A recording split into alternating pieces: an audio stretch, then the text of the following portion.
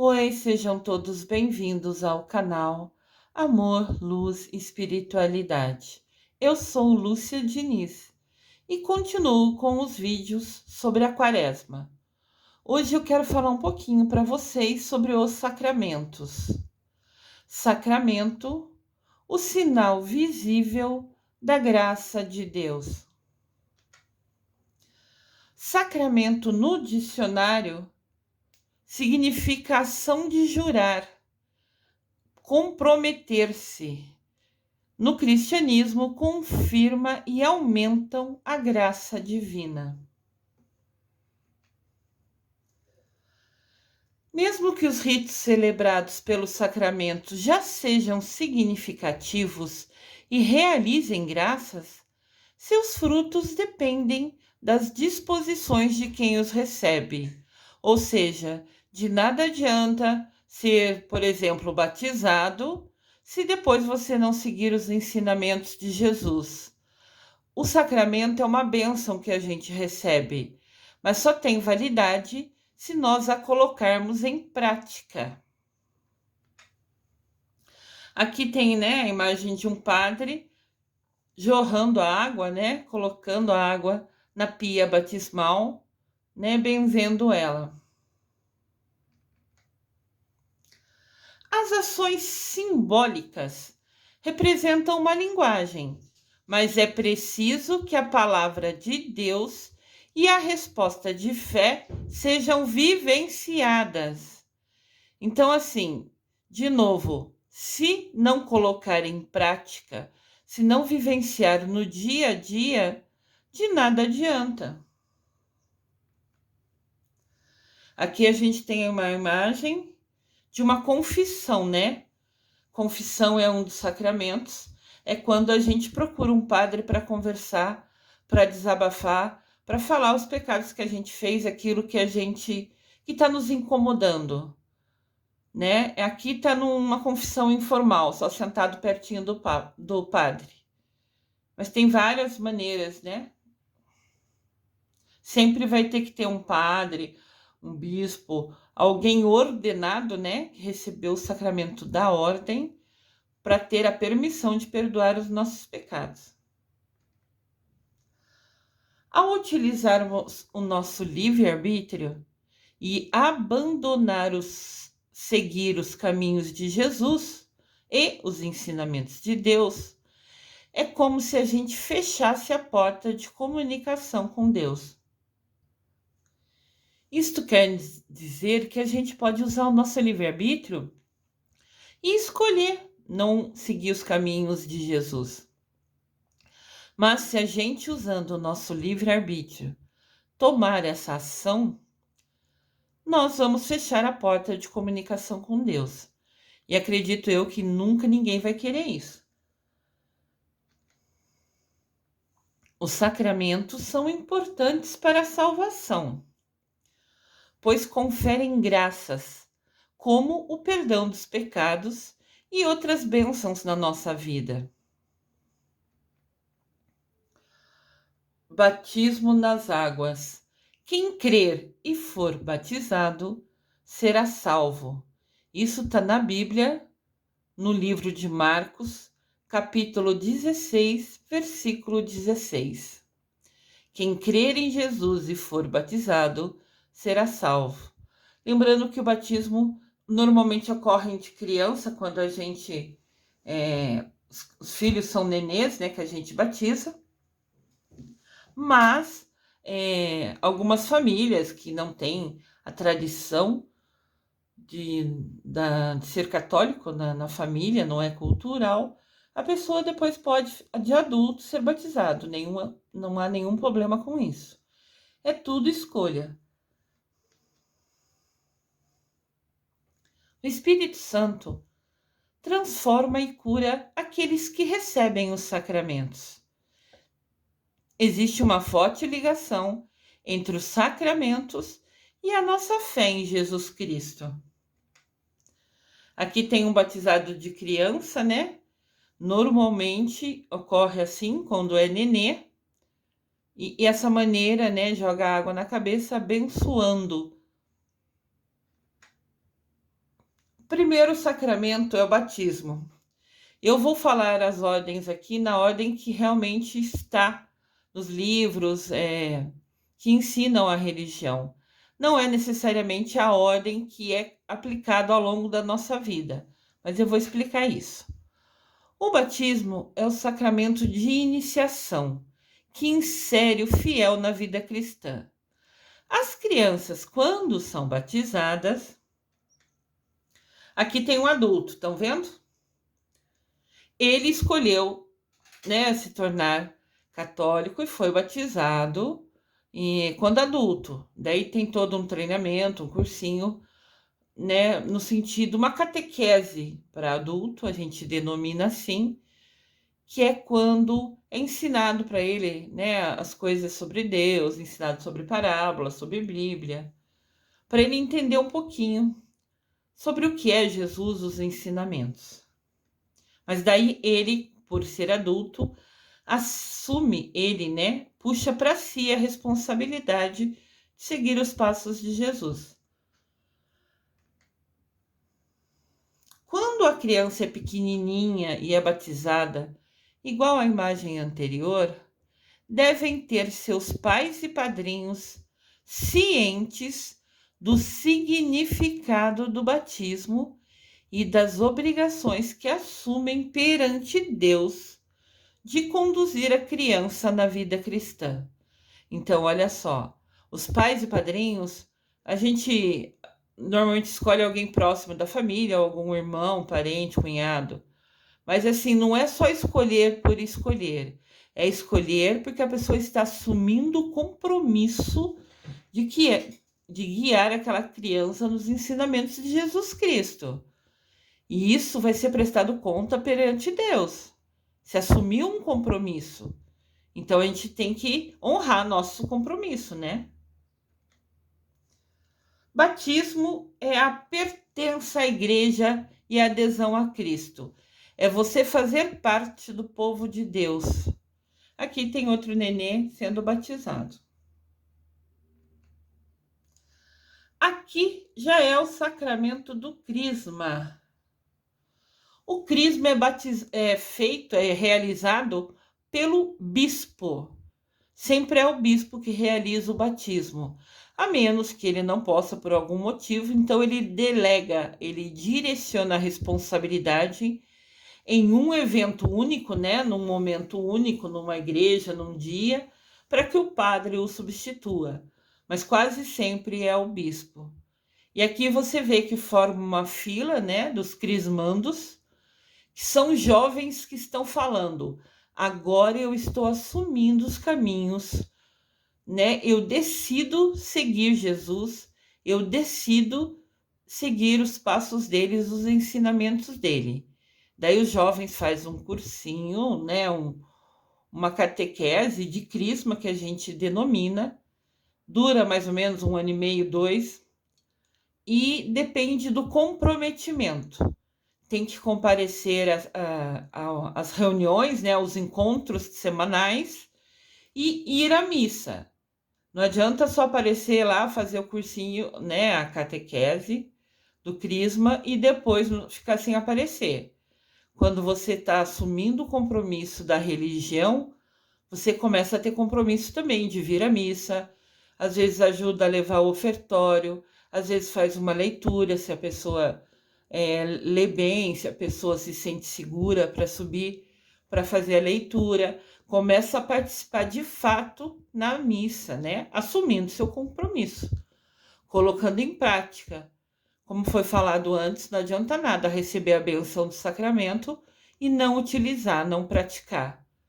Então, ao longo já da catequese do crisma, os jovens já começam a assumir responsabilidade, né? Quando eu fui catequista de crisma, a minha turminha lá, os meus anjinhos que eu sempre falo, fizeram um curso de coroinha, que é quem ajuda o padre no altar, e ao longo de todo o curso do crisma, né, eles se revezavam e eram coroinhas, ajudavam o padre lá na missa toda a Santa Semana.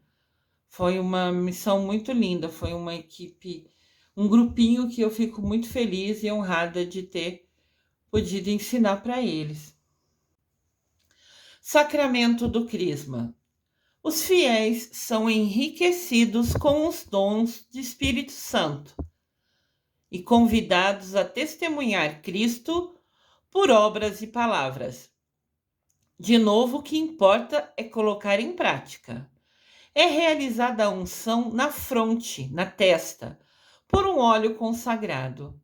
Quem está acompanhando os vídeos da Quaresma comigo aqui no canal, sabem que na Quinta-feira Santa, né, ocorre a bênção dos óleos, né? O óleo dos enfermos, o óleo dos catecúmenos, o óleo do batismo são abençoados e são guardados ao longo do ano todo.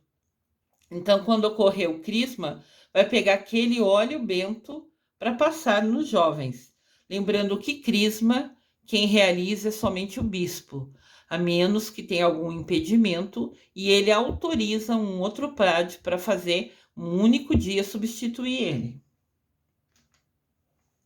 Você pode ver aqui, né? O jovem recebendo o óleo na testa, né? É um sinal da cruz feito, né? O padre molha o polegar no óleo e passa e faz uma cruz na testa do crismando, se tornando crismado, né? Anteriormente, o óleo foi abençoado, né? E está ali inserido para a celebração. Para receber o crisma,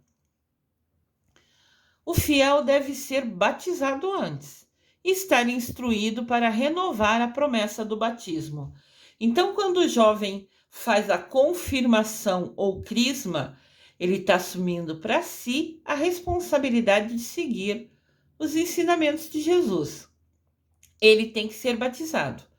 Se por acaso é um jovem que não foi, ele vai fazer então 2 cursos, um para o batismo em algum dia da semana e em outro dia da semana fazer o curso do crisma. Daí ele vai ser batizado primeiro em algum momento e depois será crismado. É sempre nessa ordem: batismo, crisma. A crisma confirma o batismo. Então, se você não é batizado, como você vai confirmar uma coisa que você não recebeu? É importante destacar isso. Crisma é a confirmação na fé, ou seja, o amadurecimento no Espírito Santo de Deus. É você puxar para si a responsabilidade de seguir os ensinamentos de Jesus e colocá-los em prática. Aqui é o sacramento da comunhão. Sacramento da Eucaristia. Na Santíssima Eucaristia, Cristo se mantém e se oferece. Através dela, continuamente, vive e cresce a Igreja. A Igreja se fortalece, né?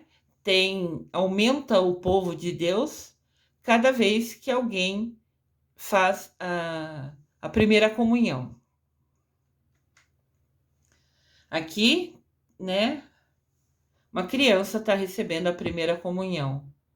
Lembrando que o corpo aqui é o corpo de Cristo, abençoado, né? E para receber esse compromisso, essa bênção, para ser permitido se comungar, você tem que de novo fazer a catequese para aprender. Cada um desses cursos, seja do batismo, os pais e padrinhos fazem um cursinho para poder batizar, né, o filho ou ser o padrinho da criança. Sempre tem um cursinho para destacar as importâncias, para falar os trechos da Bíblia que falam desse sacramento, para falar do compromisso e da responsabilidade que está assumindo, porque a gente vai prestar conta de tudo isso para Deus. Então, você fica ciente, você entende através de cada um dos cursinhos, né, de cada um das catequeses, né? Catequese é ensinar, é compartilhar o conhecimento sobre aquilo.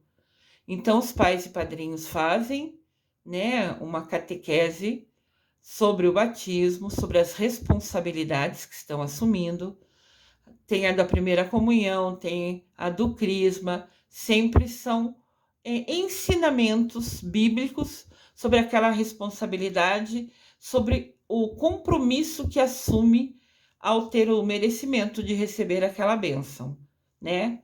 Tudo tem tudo que a gente faz traz consequências, né? Traz responsabilidades.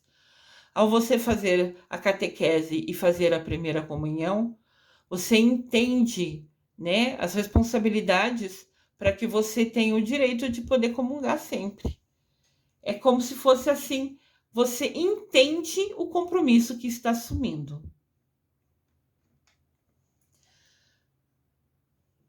A primeira comunhão, né, a Eucaristia, simboliza a fonte pelo qual se vivencia a comunhão do povo de Deus e Jesus Cristo. O Senhor está presente sobre as espécies do pão e do vinho, oferecendo-se como alimento espiritual aos fiéis. Então, a gente comungar é o nosso alimento espiritual, faz bem para nossa alma. Eucaristia, receber o corpo e o sangue de Jesus Cristo. Aqui tem a imagem de uma hóstia maior, né? Normalmente é a hóstia que o padre comunga. Ele faz todo o ritual de bênção, né? Aquele mesmo repetindo que Jesus fez na última ceia com os seus apóstolos. Eis o meu corpo, tomai e comei. Eis o meu sangue, tomai e bebei. Nesse ritual, o padre normalmente tem essa hóstia maior, né? E nós, povo, né, pegamos a menorzinha, por ser mais prática. Já aconteceu de eu comungar um pedaço dessa hóstia maior do padre, porque ele também, às vezes, quebra ela, né, partilha para oferecer, indiferente de qual o tamanho, qual o formato do corpo, né, da hóstia que a gente receba, sempre o importante é entender, você está se conectando com Deus. Você está recebendo seu alimento espiritual, que é sempre uma bênção incrível. Aqui é a confissão ou penitência. Um outro sacramento importante. Se a gente não perdoar os pecados, né, a gente não é merecedor de comungar, mesmo já tendo feito primeira comunhão. Sacramento da confissão. Na confissão, os católicos confessam seus pecados ao sacerdote, devendo estar arrependido deles e com intenção de se corrigir. Tá, a gente vai lá, conversa com o padre, fala que teve, sei lá, alguma discussão, alguma coisa que te incomodou, que deixou triste, e pede perdão por ter feito aquilo. Mas não adianta nada ir lá conversar com o padre, ele vai te dar uma penitência, ele vai pedir para você fazer algumas coisas. Às vezes o padre pede para a gente rezar, Pai Nosso, Ave Maria. Às vezes o padre pede para a gente ir à missa. A penitência, o que a gente vai fazer, né, para pagar, entre aspas, os nossos pecados, é o padre quem decide. Ele recebe por inspiração o que ele deve direcionar como penitência. Convida, de repente, você para participar de algum evento, ajudar em alguma coisa. Vai ter alguma festividade, uma festa junina, alguma coisinha lá na igreja para juntar fundos, para arrecadar dinheiro, né? Para manter as coisas da igreja. Então, de repente, ele te convida a participar nesse evento. Então, pode ser qualquer coisa. Então, o importante é a gente ir lá, falar o que incomodou a gente, o que magoou, porque a gente agiu de uma maneira que depois entendeu que não era o certo. Vai lá, pede perdão, mas ciente que não vai repetir aquilo. Não adianta você fazer uma coisa errada e pedir perdão e amanhã repetir o mesmo erro, né? Quando você faz um erro a primeira vez, é um aprendizado. Se você repete o mesmo erro a segunda vez, é escolha. Daí você escolheu repetir, já ciente que era errado. Então você vai lá, confessa, né, arrependido e com a intenção de se corrigir. Pode ver aqui, olha que imagem legal essa. Você está conversando ali, né, com o padre, pedindo perdão, desabafando, falando tudo o que aconteceu. E o padre, quando te perdoa, falando, se você fizer tal penitência, rezar tal coisa, ajudar tal coisa, ir na missa tal tantas vezes, você está perdoado do seu pecado. Mas ele só faz isso porque ele tem o dom da ordem, né? Ele recebeu esse sacramento. Mas Jesus está te perdoando através dele. O padre ali é um homem que escolheu seguir a vocação de ser apóstolo, de ser discípulo de Jesus. Mas ali, quando ele te perdoa, falando, se você fizer isso, isso, isso, de penitência, seu pecado está perdoado. Quando ele fala, o seu pecado está perdoado, ele está sendo somente um instrumento de Deus para te perdoar, porque na verdade vai ser Jesus te perdoando. Entenda sempre isso. O Padre ali é um instrumento de Deus, né, para te auxiliar a se reaproximar de Deus. E a gente tem que ter o compromisso de nunca mais os repetir. É como eu disse, você errar a primeira vez é um aprendizado. Você repetir o erro sabendo que está errado é uma escolha. Daí você vai ter que prestar conta a Deus. Tudo que você fizer por pensamentos, palavras, sentimentos e atitudes,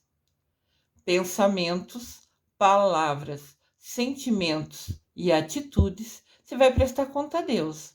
Então, fiquem atentos sobre isso. Então, se você se comprometer a nunca mais os repetir, a absolvição lhes é dada. Através da confissão individual, você confessar com o padre, como estava a imagem anterior, através da absolvição, quando você cumpriu o que o padre pediu, reze tanto isso ou faça tal ação, daí sim o fiel se reconcilia com Deus. Lembrando que tem coisa que a gente pede perdão e depois repete, mas não é intencional. Pode acontecer de repetir. Tem uma diferença entre você fazer uma coisa e sabendo que está errado, e tem uma diferença de você acabar repetindo. Você pode falar que não vai mais brigar com seu filho, mas dependendo das ações que ele tiver, talvez você não consiga, na segunda vez, deixar de brigar. Vai ser um aprendizado para você, uma evolução espiritual, parar de brigar com seu filho. Então, às vezes, você vai repetir o brigar com o filho e vai precisar voltar a pedir perdão de novo. Claro que é o seu livre-arbítrio que interfere, mas às vezes você precisa aprender, entender, para que não se repita aquilo. Então, nesse caso, sim, você pode falar. Voltar para o padre e falar, ó, voltei a brigar com meu filho, não queria, mas ele às vezes faz algumas coisas que me deixa, assim, que mexe comigo, com a minha emoção, e eu acabo brigando com ele mesmo sabendo que não deveria. Então, sempre você vai aprendendo, né, como lidar com essa situação, e daí sim você vai conversando com o padre e pedindo instrução, né, que ele guie, que ele dê alguma sugestão para que você coloque em prática e permita que fique mais fácil, né, evitar de brigar com o seu filho. Tudo na vida é aprendizado. Penitência, a atitude de reconhecer seus pecados e buscar o perdão através da confissão. O princípio de nossa purificação é a humilde confissão dos nossos pecados. Quem falou isso foi Santo Agostinho. Então, para a gente ir confessar, ficar diante do padre, ou seja, de qual sacerdote for para pedir perdão, a gente tem que ser humilde, a gente tem que entender, eu pequei, eu quero me reconectar com Deus, eu quero me reaproximar de Deus, porque eu estou ciente que quando eu peco, eu me afasto de Deus. Então, se agora eu sei que eu errei, eu tenho que ter a humildade de ir confessar meus pecados. Olha que bonito e importante esse aprendizado para a gente. Agora vamos entender o sacramento da unção dos enfermos. Sacramento da unção dos enfermos. É o sacramento destinado para fiéis doentes, para os aliviar e salvar, ungindo-os com óleo. O mesmo óleo que foi lá abençoado na Quinta-feira Santa. A unção pode ser repetida se o fiel doente, aqui está o padre, né, dando a unção, provavelmente nesse caso o doente está deitado. Então pode receber mais de uma vez a unção dos enfermos. Se depois de se recuperar, o fiel, né, recair em uma outra doença, ou se durante a mesma enfermidade se agravar. Então, assim, a pessoa está doente, pede a unção dos enfermos. Unção dos enfermos não é assim, vou morrer, me dá unção. Conheço centenas de pessoas que ficou doente, os padres passam nos hospitais, né? É uma missão deles durante a semana, né? Ao longo da... Os padres têm responsabilidade, não é só vir rezar a missa. Ele tem reuniões com a cúria, com as pessoas acima dele, dentro da congregação, para prestar conta, para ter novos eventos sendo ensinado, direcionado. Depois ele tem compromissos. Então, alguns padres são designados para visitar os hospitais. E eles vão de quarto em quarto perguntando se a pessoa aceita conversar com ele. Claro, a pessoa tem o livre-arbítrio de negar, mas as pessoas podem aceitar. Então, o padre vai lá, todo mundo que estiver no hospital com alguma enfermidade, e o padre passar lá e ele aceitar a visita, permitir que o padre entre no quarto dele, ele pode receber a unção. A unção é para te curar. Essa é a função dela. Então, eu conheço centenas de pessoas que ficaram doentes, o padre passou por lá e deu a unção, e depois se recuperaram e estão muito bem até hoje. Então, receber a unção não tem nada a ver com é o meu último dia. Pode ser que venha a ocorrer em algum momento, mas você pode receber, só de estar doente ali no hospital, você pode receber. E também se uma pessoa já recebeu quando estava com alguma doença, e depois essa doença se agrava, fica pior, ou de repente, daqui muitas décadas, a pessoa fica com outra doença e volta para o hospital, daí ela pode receber de novo a unção. Nada impede isso. A unção é para curar, né? Isso é importante entender. Unção dos enfermos.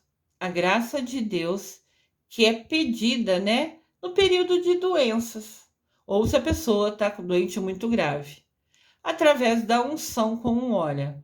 A pessoa é abençoada com óleo, né? Confessa, a pessoa se confessa, conversa com o padre, pede perdão, né? E recebe a bênção da unção dos enfermos.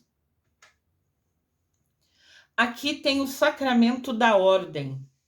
Aqui o bispo está abençoando o rapaz que decidiu seguir a vida dele sendo padre, né, guiando o povo de Deus, assumindo a responsabilidade, o compromisso de ser padre.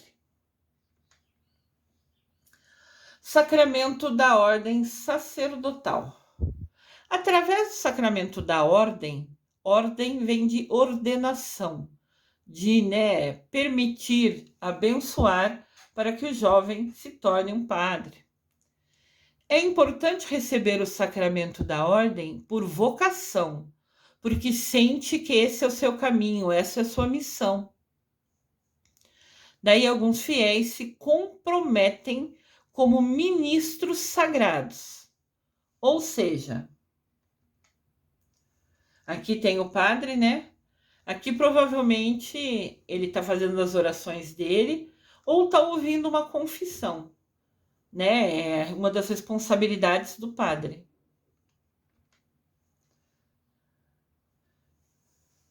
São consagrados para guiar o povo de Deus. Os padres que forem ordenados, que receberem autorização de ser ministros sagrados da igreja, assumem o compromisso de desempenhar as funções de ensinar e reger nos ensinamentos de Jesus Cristo. Olha que missão linda, mas desafiadora. Ordem: o serviço dos padres, bispos, a servirem a Jesus e ao seu povo. Tem aqui a imagem do rapaz sendo abençoado, do lado esquerdo e do lado direito. É um dos momentos da celebração em que o jovem se torna padre. O jovem ou adulto pode se tornar padre em qualquer momento da vida. Somente tem que fazer a faculdade de teologia, estudar 4 anos a Bíblia. Depois tem que fazer 4 anos de faculdade de filosofia, que é estudar os homens. Então, antes de ser padre, ele estuda para entender a Deus, entender a Bíblia e depois entender os homens. Somente assim ele tem autorização, ele tem os requisitos de conhecimento para se tornar padre.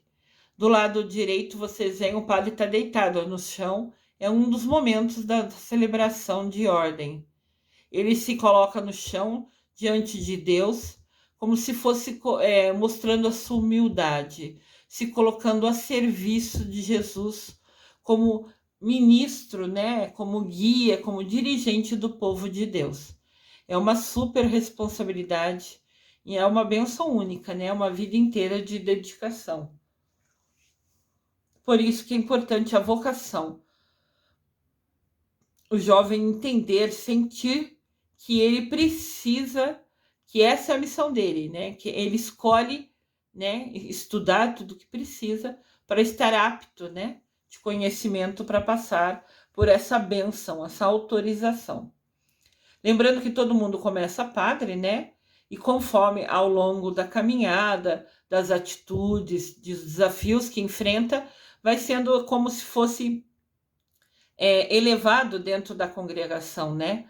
O Papa é o máximo que é o número 1 da igreja, é o máximo que se consegue chegar dentro da ordem, né? Então, o nosso Papa Francisco já foi padre, já trabalhou nas igrejas, depois foi subindo, foi arcebispo, foi bispo. Então, todo um processo, né? Uma hierarquia para merecer estar lá no posto maior que o nosso Papa Francisco amado hoje se encontra. Uma bênção e uma super responsabilidade. Uma missão super desafiadora de falar para o mundo inteiro sobre Deus. Aqui vai falar para a gente um pouquinho sobre o sacramento do matrimônio. Sacramento do matrimônio. A partir do matrimônio, né, da consagração da bênção, homens e mulheres batizados, lembrem sempre, para merecer os sacramentos, você tem que começar pelo batismo. Ele é o número 1 dentro dos sacramentos. A ordem dos sacramentos normalmente é assim. Primeiro você batisma, faz o batismo, né, normalmente como pequeno. Depois você faz a primeira comunhão. Depois tem o crisma, quando você assume a responsabilidade de seguir os caminhos de Jesus. Antes do crisma, você passa pela confissão, pela penitência. Então, é batismo, depois confissão ou penitência, você tem que confessar para poder comungar o corpo de Deus. Batismo, confissão ou penitência, primeira comunhão, crisma, né? Daí você também tem, são 2 caminhos, né? Ou a ordem, que é se tornar padre, ou o matrimônio, ou nenhum dos dois. Se a sua missão de vida é ajudar pessoas, não necessariamente você vai casar. E tudo bem também. As mulheres são muito inteligentes, são muito capazes, são super poderosas, não precisam ser importantes, não são só importantes se casarem. Conheço milhares de mulheres que decidiram nunca casar e são extremamente felizes, super realizados profissionalmente. Então, isso é uma escolha. Nunca entrem nesse padrão, eu sou obrigada a casar, eu só sou feliz se casar. Isso não é verdade. Dependendo da sua missão, você nunca vai casar e vai ser extremamente feliz. O que importa é a sua conexão com Deus. Entendam isso sempre, tá? Mas quem escolheu o matrimônio sempre vai ter que ser batizado antes. Eles se entregam e recebem reciprocamente, ou seja, um ao outro, né, em um compromisso de amor, regido pelo bem do casal e a educação dos filhos, seguindo os ensinamentos de Jesus Cristo. Quando você casa na igreja e recebe a bênção do matrimônio, você assume a responsabilidade, o compromisso perante Deus, que vai, quando tiver seus filhos, se os tiver, você também pode casar e nunca ter filho, tudo bem também. Se você tiver seus filhos, você vai guiá-los nos caminhos, nos ensinamentos de Jesus Cristo. Cada bênção, sacramento é uma bênção. Cada vez que você recebe um, você tem uma nova responsabilidade diante dessa bênção. Entendam isso. Aqui tem o casal, alguns casamentos tem uma missa junto, né? Daí o casal comunga. Aqui o padre está fazendo, né, aquele momento de consagração na frente dos noivos, né? Que provavelmente é um casamento com missa. O compromisso desse casal, este amor, se expressa através de ações diárias, todo dia um cuidando do outro. Por exemplo, com muito respeito mútuo e dedicação ao outro. Você assume o compromisso que vai cuidar daquela pessoa, que vai estar ao lado dela, ser amigo, ser parceiro, estar junto com ela nas horas difíceis, estar junto com ela nas horas de alegria. É um compromisso, é uma união selada em respeito mútuo. Isso é essencial entenderem. Matrimônio é a união para a felicidade e o amor, que é o casamento.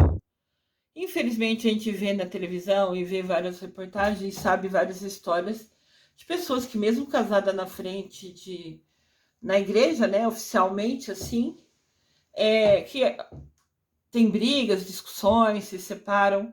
Na Bíblia, a única razão para se separar é traição, né? Se um ou outro trair, a Bíblia permite a separação, porque é quebrar o compromisso de respeito ao outro. É algo muito grave. Então, para a igreja permitir uma separação, um divórcio, tem que ser somente por motivo de traição.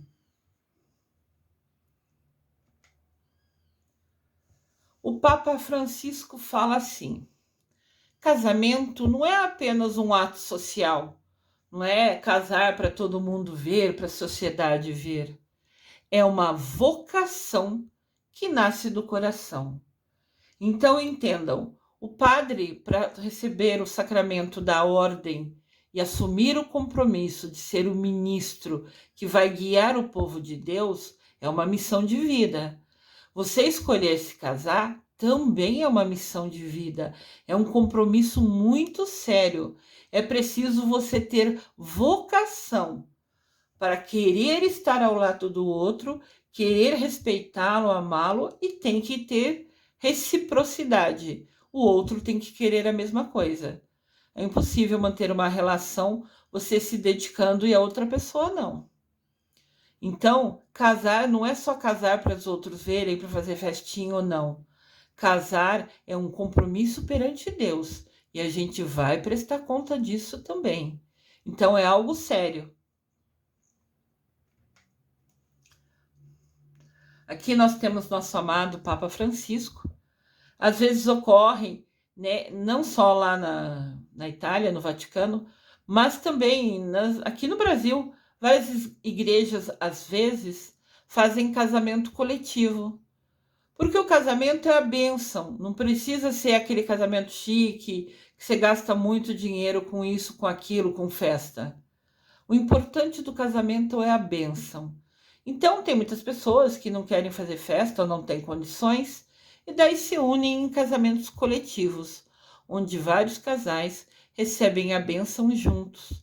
E é tão lindo quanto. É a bênção especial igualzinho. Entendam isso, tá? Isso é muito importante. E o Papa aqui está fazendo um casamento coletivo nessa imagem.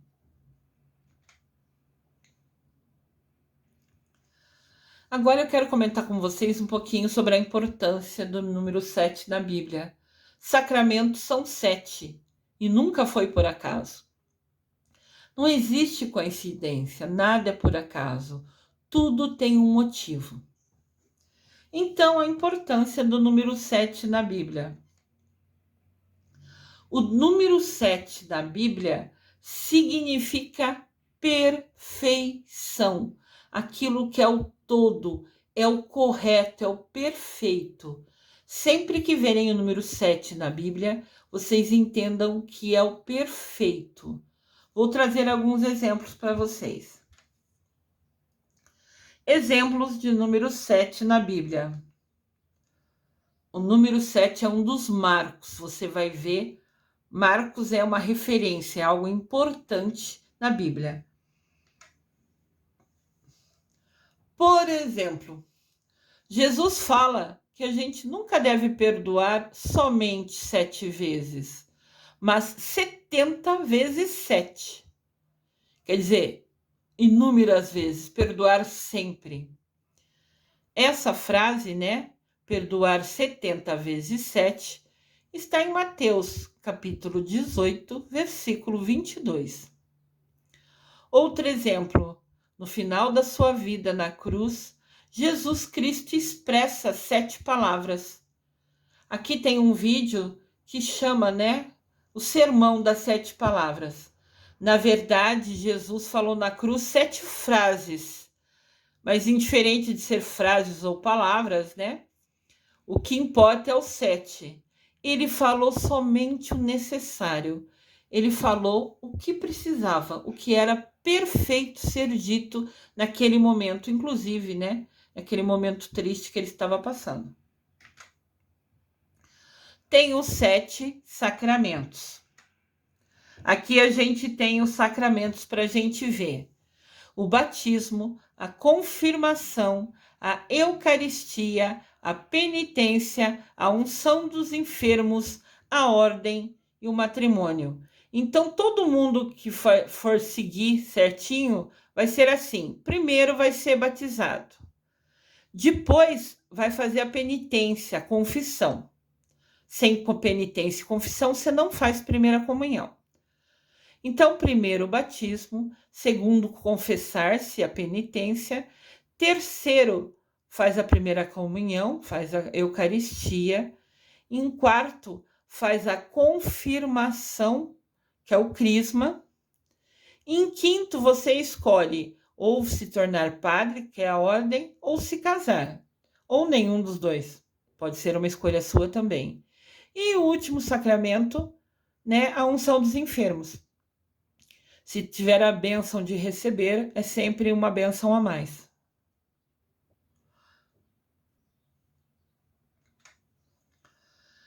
Deus também, outro exemplo de 7 na Bíblia, criou o universo em 7 dias. Isso está descrito em Gênesis, lá no capítulo 1. Vou tentar ver se eu melhoro aqui a imagem para vocês. Deus criou o mundo em 7 dias. No primeiro dia, que é o domingo, Deus separou a luz das trevas. No segundo dia, que é a segunda, Deus separou os céus e as águas. No terceiro dia, que é a terça, Deus criou as plantas. No quarto dia, que é a quarta, Deus criou o sol, a lua e as estrelas. No quinto dia, que é a quinta, Deus criou todas as criaturas aquáticas e os pássaros. No sexto dia, Deus criou as criaturas da terra e os seres humanos. Então, criaturas da terra são os bichos, né, os animais e os seres humanos. Isso era uma sexta-feira. No sábado, que é o sétimo dia, Deus descansou olhando sua obra e viu que estava perfeito. De novo, 7, perfeição. Também tem os 7 pecados capitais. Vocês conhecem quais são? Eu trouxe aqui uma imagem para quem não conhece entender um pouquinho. Os 7 pecados capitais são soberba. A pessoa se acha. Eu sou melhor que todo mundo, eu sou isso, eu sou aquilo. Quem age dessa maneira está sendo soberbo. Está cometendo um dos pecados capitais. A ira também é um pecado capital. A pessoa, sei lá, o outro quebrou o brinquedinho dele e o que tá com o brinquedo inteiro tá todo feliz, e aquele que teve seu brinquedo quebrado tá muito bravo, com muita raiva, né? Então isso é a ira, é ficar assim possesso, muito, muito, muito bravo. Outro pecado capital é a inveja. Aqui no desenho em cima, no canto superior direito, a mocinha tá mostrando que comprou um vestidinho e a outra tá assim, eu também queria para mim. Sabe assim, quando alguém tem alguma coisa e a outra pessoa fica com inveja, queria ter a mesma coisa que a pessoa tem. Isso é um dos pecados capitais. Embaixo, no lado esquerdo, inferior, tem um rapazinho somente juntando dinheiro, juntando dinheiro, juntando dinheiro. Isso é avareza. Só pensar em ter dinheiro, só pensar em ter lucro, sabe? Passar por cima das outras pessoas sempre para ter lucro. Isso é um pecado capital. A luxúria é um pecado capital. É você desejar a namorada do outro, desejar ficar com alguém que já tem compromisso. Você é até um mandamento, né? Não desejar a mulher do próximo. Então, essa coisa de você ficar querendo o que é de outra pessoa, querendo, pensando, né, em namorar a pessoa que já tem alguém, isso é luxúria, é um pecado imenso. Tem a gula, que também é um pecado capital. A gente come porque o alimento é o combustível do nosso corpo. É ele que traz para a gente nutrientes, vitaminas, né, sais minerais, proteínas, para que a gente viva, né? Para a gente ficar vivo na Terra, é preciso se alimentar. Os alimentos é nosso combustível para o corpo funcionar. Mas quando você come em excesso, em excesso, em excesso, por escolha consciente disso, daí sim é um pecado capital. Mas entendam que algumas pessoas têm obesidade, mas é por motivo de doença, é por motivo de disfunção hormonal, de um hipotiroidismo. Hipotiroidismo é quando a tiroide da pessoa funciona muito devagar, então não produz, né, o que o corpo precisa para queimar as calorias do alimento. Quando a gente come, o alimento vai descendo né, dentro do nosso corpo e vai sendo separado, o que é vitamina vai para o sangue, o que não é vai descendo até chegar no intestino e depois é descartado o que não tem mais necessidade, o que não é importante para o corpo. Mas ao longo de todo o processo de digestão dos nossos alimentos, é separado tudo que é importante para a gente. Então, para uma pessoa que tem o hipotiroidismo, né, que é a tiroide lenta, ela não vai ter a produção de um hormônio que quebra as moléculas desse alimento. E eu sei tanto disso porque eu sofro disso, né? Então, eu sei que se a gente não tomar remédio diário, a gente cada mês mais fica inchada. E também tem outros, né? A pressão alta, por exemplo, também faz a pessoa se inchar, né? É uma consequência da pressão a pessoa ficar inchada. Então, nunca julguem ninguém. Primeiro, porque isso nunca foi ensinamento de Deus. Todo mundo é igual, filho de Deus Pai e de Mamãe Maria. Então, a pessoa que tem obesidade pode ser muitas vezes disfunção hormonal, pode ser muitas vezes doença que ela tem. Então, nunca julgue ninguém. O pecado aqui, capital, gula, é quem está muito bem de saúde e come exageradamente. Tudo em excesso faz mal na vida da gente, seja lá o que for. Entendam isso. E outro pecado capital é a preguiça. Aquela vontade de não fazer nada, aquela escolha. Usar o livre-arbítrio para não fazer nada. Isso é um pecado capital. E esses são os piores pecados do mundo, por isso que são chamados de pecados capitais. Vou repeti-los: soberba, se achar melhor que os outros; ira, ficar com raiva, ficar possesso; inveja, querer ter o que os outros têm; avareza, só pensar em dinheiro; luxúria, ficar desejando o que é de outra pessoa, né, o parceiro, o companheiro de outra pessoa, e só pensando, né, nisso. Gula, pessoas que comem em excesso sem ter nenhuma doença. E preguiça, também são 7. De novo, a importância aqui é o número 7. Esse grupo é o perfeito de mais grave, entendem? Como eu desconhecia se todos sabiam quais eram, resolvi compartilhar com vocês. Os 7 dons do Espírito Santo. O Espírito Santo tem 7 dons. De novo, 7 é a quantidade perfeita, necessária. Os 7 dons do Espírito Santo são sabedoria, entendimento, conselho, ciência, fortaleza, piedade, temor de Deus.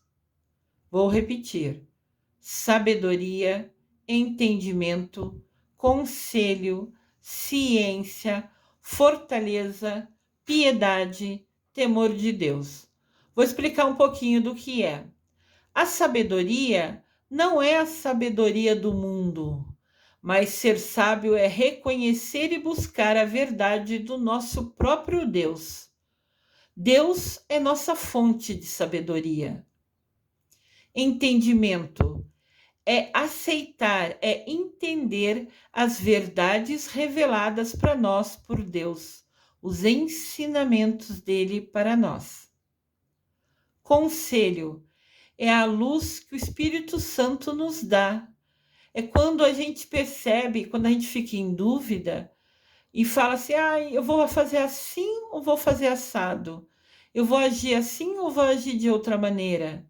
Quando você é iluminado, quando você obtém uma resposta de qual caminho seguir, você está recebendo um conselho dos seres de luz do Espírito Santo. Ciência. Não é a ciência do mundo, mas a ciência de Deus. É a verdade que é a vida. É o dom do Espírito Santo que nos caminha, né? Nos ensina a caminhar, a seguir aquilo que é a nossa vocação. Então, cada um de nós tem uma missão de vida, tem um dom de Deus em destaque. A gente leva um tempo para descobrir, precisa estudar, precisa ler, precisa fazer curso, para que você entenda, tenha percepção. Algumas pessoas são mais sensitivas e já sabem qual é a missão dela. Eu conheço um rapaz que tem 15 anos e falou que a vocação dele é ser padre e ele vai estudar para fazer isso. E quando um jovem decide se ordenar, né, escolhe se tornar padre, mesmo que ele não tenha dinheiro para fazer as 2 faculdades que são necessárias e obrigatórias antes de virar padre, a igreja tem lugares, né, tem monastérios que ajudam, que dão comida, dão alimento, que ele possa se dedicar, se preparar para ser padre. Então, se ele decidiu isso, a igreja sempre vai ajudá-lo, sempre vai dar moradia e alimento para que ele possa focar em estudar e se preparar para aquilo. Então, esse rapaz que eu conheço tem 15 anos e falou que vai ser padre e está decidido e ninguém tira isso dele. Então, ele já descobriu a vocação dele. Então, ciência, nesse dom do Espírito, é a gente entender qual é a nossa vocação. A gente ir atrás de descobrir, querer descobrir. Tem gente que passa a vida inteira sem cumprir a missão dele, sem descobrir qual é a vocação por escolha. Não quer. Claro que depois vai se entender com Deus, né? Fortaleza é o dom da coragem para a gente viver fielmente na fé. Porque quem tem fé, quem segue a Cristo, enfrenta desafios. Nós temos provações. Então, quando a gente passa por essas provações, a gente tem que ser forte, tem que ter coragem de enfrentá-las. Então, a fortaleza, essa força para enfrentar os desafios, é um dos 7 dons do Espírito Santo. Piedade é o dom do Espírito Santo que nos faz amar e servir a Deus com alegria. É saber olhar o outro, é ajudar o próximo, é o amor incondicional, é ajudar a pessoa sem querer nada em troca. Isso é um dom, é um sentimento que a gente tem. A gente aprende a ter compaixão pelo outro, a ajudar o outro, nem que for com um prato de comida ou com um casaco quando chega o frio. Isso, essa vontade de querer ajudar o outro é um dos dons do Espírito Santo. E temor a Deus. Temor a Deus aqui não é ter medo de Deus, mas ter um amor tão grande por Deus, um respeito por Deus, que a gente se dedica a Ele, que a gente escolhe seguir Ele. A gente teme a Deus com tanto amor, né, com tanto respeito, que a gente decide seguir o caminho dele. Então, os 7 dons do Espírito Santo são esses. Lindo, né? E olha que interessante.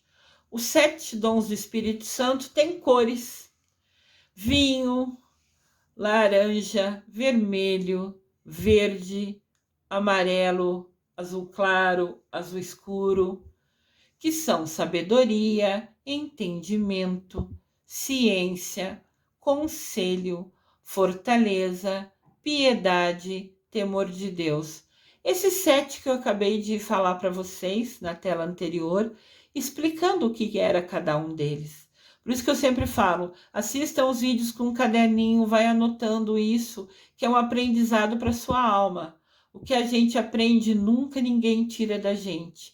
E cada novo aprendizado é um passinho a mais que a gente sobe na nossa evolução espiritual, na nossa proximidade a Deus.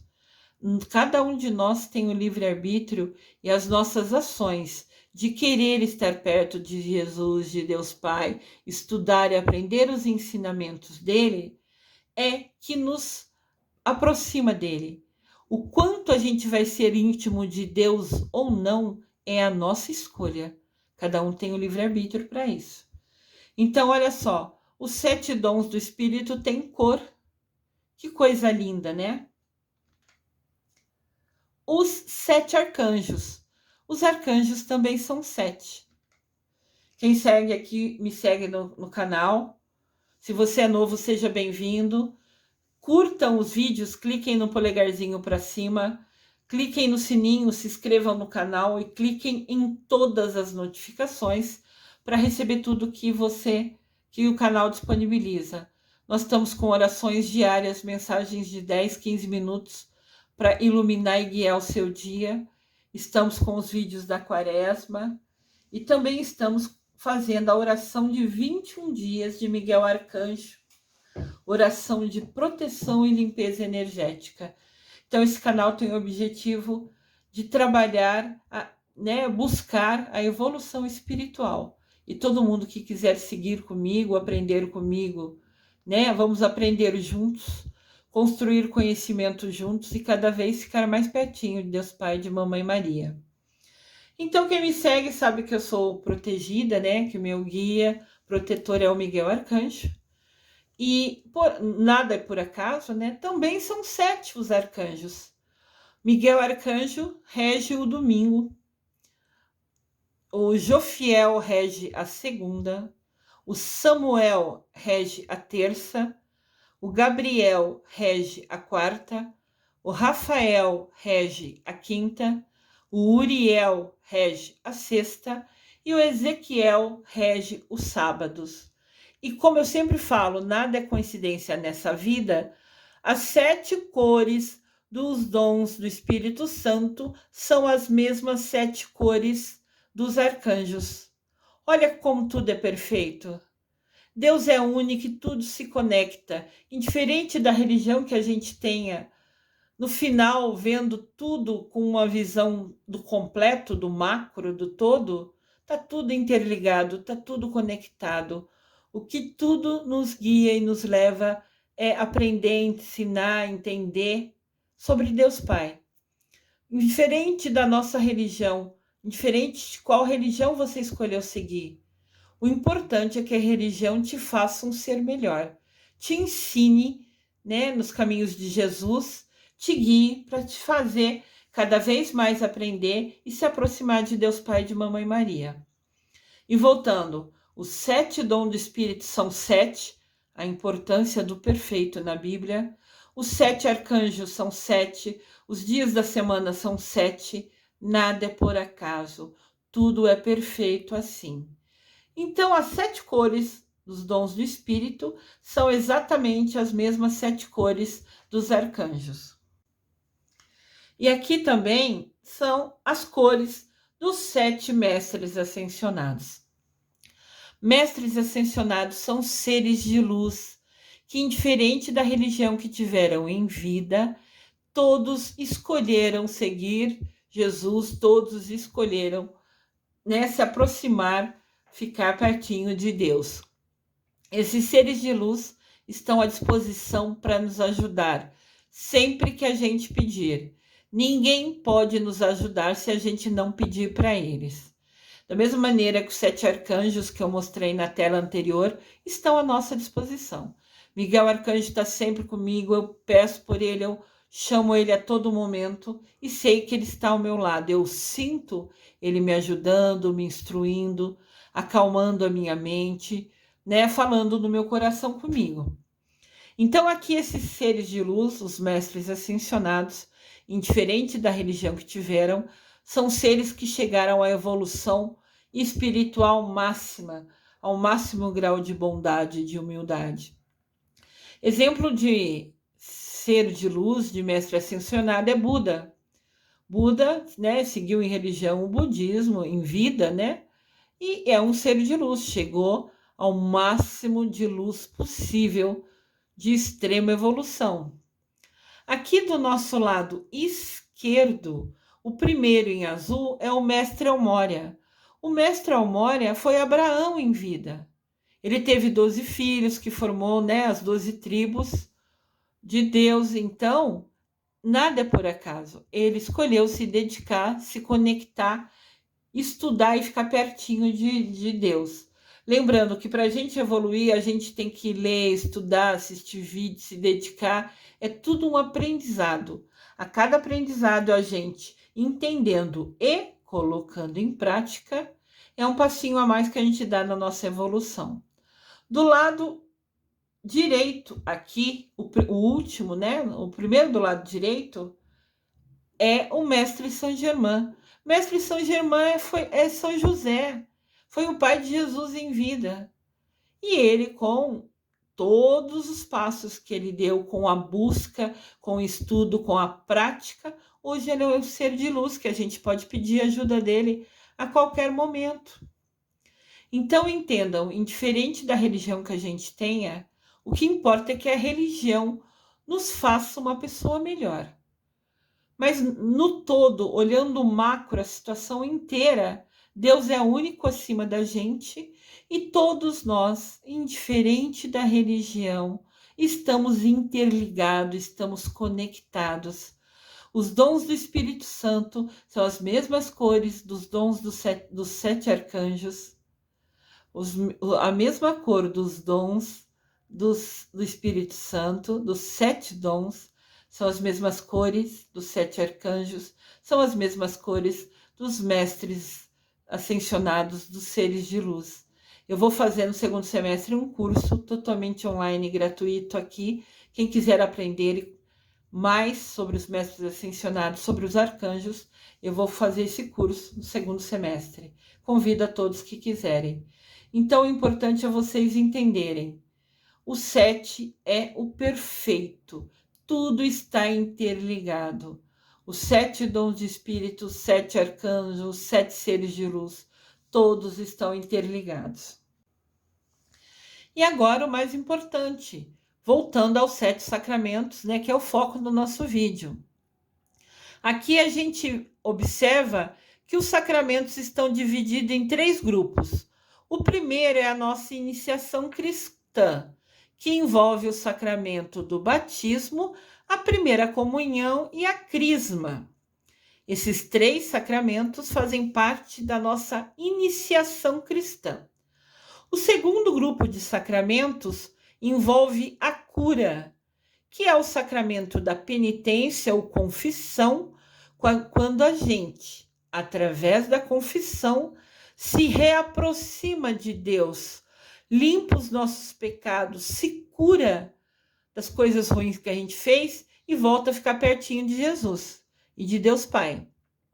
E o segundo sacramento desse grupo cura é a unção dos enfermos, quando a gente pede a bênção para se curar de alguma doença ou para realmente ir lá prestar conta para Deus. Só Deus sabe quando é a hora de cada um de nós.